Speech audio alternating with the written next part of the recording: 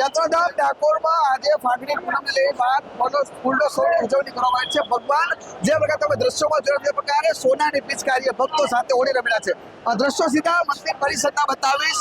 જય રણછોડ માખણ ચોરના નામથી સમગ્ર જે મંદિર પરિસર છે તે અત્યારે જે લોકો છે તે તૈનાત કરી રહ્યા છે અને મંદિર પરિસરની અંદર અત્યારે જે પ્રકારે માહોલ છે અબીલ ગુલાલની જે ચાંદી છે તે ઉછળી છે।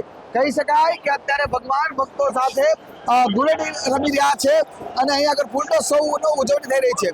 સોનાની પિચકારીથી ભગવાન જ્યારે ભગવાન સાથે રમ્યા ત્યારબાદ અત્યારે ફરીથી અત્યારે આગળ જે પ્રકારે માહોલ બન્યો છે તે પ્રકારે અત્યારે ભક્તો અત્યારે જય રણછોડના નાશે સમગ્ર મંદિર પરિસર ગુંજી રહ્યું છે। મહત્વની વાત કરવામાં આવે તો આજે ભગવાન સૌ ભક્તો સાથે સોનાની પિચકારીએ પહેલા ફૂલોત્સવ મનાવે છે, ત્યારબાદ સૌ ભક્તો પણ આગળ હોળી ધૂળેટી રમતા હોય છે। ત્યારે ભગવાન સાથે ધૂળેટી રમવાની પણ એક મજા અલગ હોય છે, કારણ કે ખુદ રાજા રણછોડ સાથે ભક્તો ગલાલની અમી છાંટા નાખીને ભગવાન સાથે હોળી ધૂળેટીનો ઉત્સવ ઉજવતા હોય છે। ત્યારે આજે લાખો ભક્તો આગળ રાજા રણછોડ દર્શન કરી હોળી ધૂળેટીની ઉજવણી કરી રહ્યા છે। ઉમંગ પટેલ, ન્યૂઝ 18 ગુજરાતી, ડાકોર ખેડા।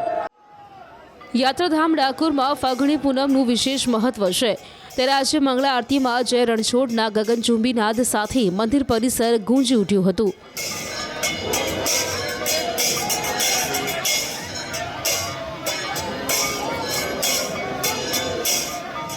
મહત્વનું છે કે ફાગણ પૂનમમાં ખાસ દિવસે ડાકોરના ઠાકોરના દર્શને દૂર દૂરથી લોકો પગપાળા ચાલીને પણ આવતા હોય છે।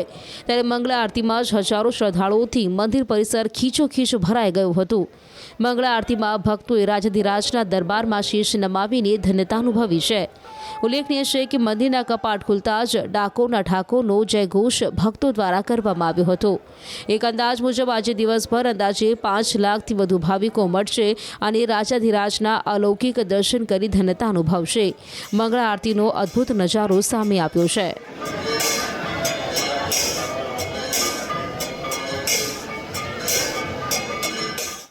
ફાગણની પૂનમ એટલે કે ડાકોરની અંદર ફાગણ ઉત્સવની ધૂમધામપૂર્વક ઉજવણી।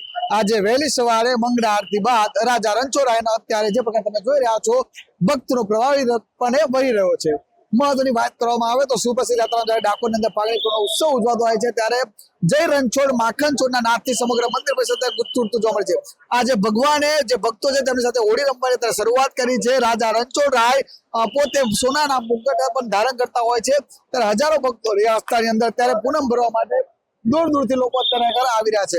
મહત્વની વાત કરવામાં આવે તો અત્યાર સુધીમાં 7 લાખથી વધુ શ્રદ્ધાળુઓએ દર્શક કર્યા હતા। ત્યારે આજે વહેલી સવારે જ્યારે મંગળા આરતી હતી ત્યારબાદ જિલ્લા વહીવટી તંત્ર અને પોલીસ તંત્રની ધજા પણ રાજા રણછોડ રાયને અર્પણ કરવામાં આવી હતી।